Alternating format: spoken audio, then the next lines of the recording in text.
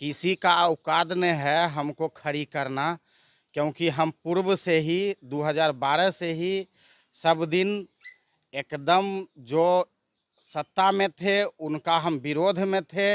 बरसात के दिनों में अगर भारी बारिश हो जाए तो पानी निकलना मुश्किल है। नमस्कार, मैं हूं विक्रांत और आप देख रहे हैं स्वराज भारत लाइव। बिहार में नगर निकाय चुनाव का बिगुल बजते ही पूरे बिहार में जो जनप्रतिनिधि हैं घर घर जाकर प्रचार प्रसार में लग गए हैं। बात कर रहे हैं मोकामा नगर परिषद की, जहां माहौल कुछ और ही है। मोकामा नगर परिषद में कुल 18 सभापति के उम्मीदवार ने अपना नामांकन दर्ज करवाया है, जिसमें एक अभ्यर्थी ने अपना नामांकन वापस लिया है। अब बच गए 17 अभ्यर्थी, जिसमें एक है जितेंद्र कुमार जी आज हमारे साथ बात करने के लिए, जो कि सभापति के उम्मीदवार हैं और इनका राजनीतिक जीवन क्या है और राजनीति में यह क्यों आए हैं और सभापति का चुनाव क्यों लड़ना चाहते हैं। तो आइए हम जानते हैं जितेंद्र जी से। जितेंद्र जी, स्वागत है आपको स्वागत है। मैं सबसे पहले स्वराज भारत लाइव विक्रांत जी को नमस्कार एवं सभी पत्रकार बंधु को नमस्कार। मोकामा नगर परिषद के ग्रामवासियों टोटल ग्रामवासियों को मेरा नमस्कार। और विक्रांत जी, जितेंद्र जी, ये बताइए आपका सबसे पहले तो राजनीतिक जीवन की शुरुआत कब हुई है? मेरा राजनीतिक जीवन 2012 में हम वार्ड पार्षद बने, 12 से शुरुआत हुई है और 17 में महिला सीट हो जाने के कारण मेरी बड़ी भाभी, जो कि बड़े भाई सीआरपीएफ में उनका पत्नी, वही वार्ड पार्षद बनी और अभी तक मतलब वार्ड पार्षद जो है वार्ड नंबर 23 से आपकी भाभी है? 23 से मेरी भाभी है। इस बार भी मेरी भाभी ही खड़ी है। इस बार भी भाभी खड़ी है। अब वार्ड पार्षद में चुनाव लड़ते थे तो क्या मतलब सूझ आई कि अब जो है सभापति का चुनाव लड़ना है? जैसे हम देखे कि अपने वार्ड में रहते हुए अगल बगल वार्ड में जो भी लोग कोई ना कोई किसी न किसी समस्या से लोग आते थे, तो मेरा वार्ड जो है वार्ड तक सीमित था, मेरा पावर जो था वार्ड तक सीमित था। मैं अदर वार्ड में मैं कुछ नहीं कर सकता था। तो इस बार सरकार ने एक अच्छा मतलब ये ला करके किया कि पब्लिक जनता वोट करेगी। तो इस बार मैं सोचा कि मैं 10 साल से वार्ड पार्षद हूँ, लोग मुझे चाहते हैं और पब्लिक कम से कम हर जगह के लोग मुझे आकर के बताए कि आप खड़े हो जाइए। हालांकि मैं बहुत ये सबसे दूर भागना चाह रहा था, क्योंकि पैसा के मामले में बहुत बड़े बड़े लोग खड़ा हुए हैं, लेकिन जनता सब जो है वो सब बोला कि मैं आप लोगों के अपने बल से जिताऊंगा, अपने खर्च से जिताऊंगा। और इस कारण से मैं उन लोगों के हिम्मत को देखते हुए मैंने अपना हिम्मत बनाया। लेकिन आज से महीना दिन पहले कोई चर्चा नहीं था, अचानक जितेंद्र कुमार आता है और पूरे नगर परिषद में हाहाकार मच जाता है। देखिए, पहले था यही बोले सबसे पहले कि पैसा की समस्या, जो कि हाँ या ना। तो धीरे धीरे लोग जब नज़दीक आया, इलेक्शन का डेट निकला, डायरेक्ट आचार संहिता लग के तिथि तय हो गया, नामांकन तिथि, लोग हम तो कहीं ना कहीं कुछ न बोलते थे कि हाँ सभापति में हो सकते हैं, होंगे। लेकिन जो भी आए, जो सभापति में खड़ा होने वाले थे, तो उनको हम पहले बोल देते थे कि हम खड़ा होंगे। इसलिए हम किसी को अपना जवान नहीं दिए और मैं परख रहा था कि लोग गरीब को कितना लोग कर सकता है। क्योंकि मैंने जब देखा, मैं अभी घूम रहा हूँ प्रत्येक वार्ड में गरीब लोगों के बीच, तो बहुत सारी समस्याएं हैं जो कि उसको मतलब अगर इस पद पर मैं जिम्मेवारी ले लूँगा, जनता मुझे बैठा देगी, तो पूरा भरसक प्रयास रहेगा लोगों का दुख दूर करना। एक अफवाह फैल रही है आपके बारे में कि आपको अदर कैंडिडेट ने खड़ी किया है।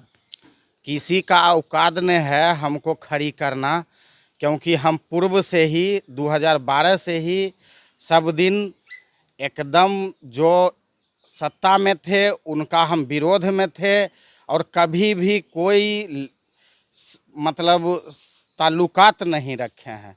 और गलत इसलिए उड़ाया जाता, अफवाह उड़ाया जाता ताकि मतलब थोड़ा इनका जो जनता जो समझ नहीं पा रही है, बरगलित करे, बरगला दे और इसको दिग्भ्रमित करे। लेकिन मेरी जनता है, जो मेरा जनता सब जान रही है कि इस बार जो है जितेंद्र को उल्टा सीधा अफवाह उड़ा करके मतलब मैदान से बाहर करना है। लेकिन जनता इस बार सबको बाहर करके जितेंद्र को ला रही है।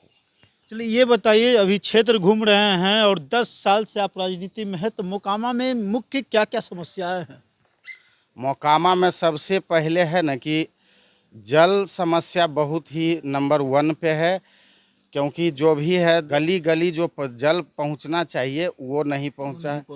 और जो हमारा सबसे मूल समस्या ये है। दूसरा समस्या है कि कहीं बरसात के दिनों में अगर भारी बारिश हो जाए तो पानी निकलना मुश्किल है। अगर नाला है तो मेन कनेक्शन जो मेन नाला में होना चाहिए वो सब नहीं है। दूसरा है कि शिक्षा पर जो है हर स्कूल में थोड़ा सा ये ध्यान केंद्रित करना है सरकार के सहयोग से, और अपने मान लीजिए इस पद का जिम्मेवारी लेते हुए कि हर स्कूल टाइम पर खुले, सरकारी, खास सरकारी, क्योंकि गरीब लोग प्राइवेट स्कूल में नहीं पढ़ पाता है, क्योंकि या नहीं पढ़ पाएगा क्योंकि बहुत ही ज़्यादा थोड़ा कॉस्ट लगता है और गरीब को खाने के अलावे और कोई उपाय नहीं है। तो वो तो सरकारी स्कूल में जाएगा ही। तो उस सरकारी स्कूल को थोड़ा सा सिस्टम में लाना है कि कहीं टीचर कमी है, वो टीचर पूर्ति करना है। और पढ़ाई के मामले में मान लीजिए आप समय समय आइए, समय जाइए।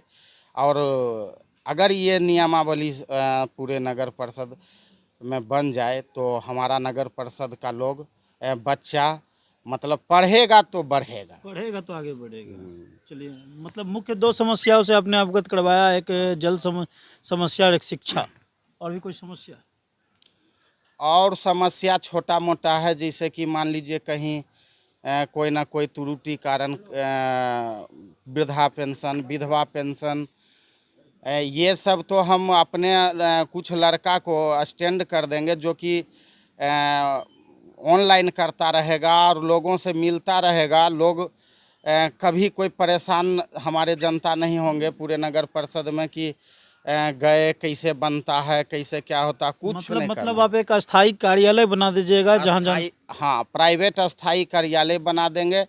अपने गांव के बेरोजगार लड़का को अपना सिस्टम दे देंगे, पूरा जो भी सिस्टम होता है ऑनलाइन करने का। और वो हमारा जितना भी जनता है जो कि विधवा पेंशन, वृद्धा पेंशन, विकलांग पेंशन, ये ऑनलाइन करते हुए, राशन कार्ड ऑनलाइन करते हुए अगर उसको समय बचे तो वो अपना अलग से कुछ काम कमाई कर ले। बाकी मतलब हम इस माध्यम से गांव के लोगों को रोजगार भी मिलेगा। हाँ, रोजगार भी मिलेगा। मतलब एक ही 2 लड़का का मिलेगा, लेकिन मिलेगा। और सबसे बड़ी बात है कि जनता को कोई समस्या नहीं हो पाएगा। मोकामा में स्वास्थ्य व्यवस्था के बारे में क्या क्या? मोकामा के स्वास्थ्य व्यवस्था के बारे में थोड़ा स्थिति ठीक तो है नहीं, लेकिन उस पर भी हम चाहेंगे कि लोग हमारा बेगूसराय, पटना बाढ़ परेशान होकर के जाता है और सीरियस अवस्था में रास्ते में कुछ ना कुछ हो जाता है। तो हम चाहते हैं कि उस पर भी हम मजबूती से सरकार से बात करके, और भी जैसे सभापति होंगे, मतलब पूरा जनता के मिलकर सिस्टम से बात करेंगे और मोकामा को एक स्वास्थ्य का अच्छा हब बनाएंगे, ताकि लोग हमरा परेशान होकर के जहाँ तहाँ ना बौखे। युवाओं के लिए क्या कीजिएगा? युवाओं के लिए अगर कुछ ऐसा कोई स्कीम हो तो उसको चाहेंगे कि अपने मोकामा में उपलब्ध कर करके उसको रोजगार देने का काम करें। एक योजना है जिस योजना का लाभ नगर परिषद के लोगों को कम मिल पाती है, योजना है कन्या राशि। मतलब यह जो है प्रखंड में रहने के कारण जो योजना का लाभ जो है नगर परिषद के लोगों को कम मिल पा रहा है, उस योजना को कैसे जनता तक पहुंचाइएगा? कन्या विवाह योजना जो है अंचल द्वारा मिलता है। तो हम जैसे बोले आपको कि ऑनलाइन करवाएंगे, किसी ग्रामीण के माध्यम से, तो वही है कि हम वो भी कन्या विवाह योजना का जो भी प्रक्रिया होता है, जो नियम होगा, हमारा लड़का दौड़ दौड़ के सब ये सब काम करेगी और ये लाभ जनता को पहुंचाएगी। पूरे मोकामा नगर परिषद के लिए पूरा रोड मैप क्या है आपका, ताकि मोकामा जो है एक स्वच्छ और सुंदर दिखे? देखिए, हम जो भी वार्ड में घूमे हैं तो रोड मैप तो है कि कहीं मान लीजिए बीच में गली है और कहीं मतलब कच्ची है, तो बीच में नाला है, उसका निकासी नहीं है। इसका सिस्टम से मतलब एक ऐसा बैठ कर के इंजीनियर लोगों से, प्रबुद्ध हमारे मोकामा के प्रबुद्ध लोगों से और जनप्रतिनिधि लोगों से, पत्रकार लोगों भाइयों से कुल बैठ कर के इस पर गहन विचार होगा कि इसको मोकामा को कैसे डेवलप किया जाए, कैसे सुंदर बनाया जाए। यही सब। कितना भरोसा है जनता पर कि आप जीतेंगे? जनता पर पूरा 200% भरोसा है कि हम जीतेंगे। पूरा भरोसा है। हाँ, एकदम जीतेंगे।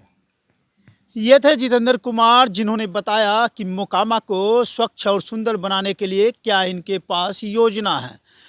मोकामा के युवाओं के लिए भी इन्होंने बहुत कुछ बताया, साथ ही इन्होंने रोजगार के बारे में भी बोला। तो इसी तरह छोटे बड़े खबरों से अवगत रहने एवं चुनावी मुद्दों से रूबरू रहने के लिए आप देखते रहें स्वराज भारत लाइव। धन्यवाद।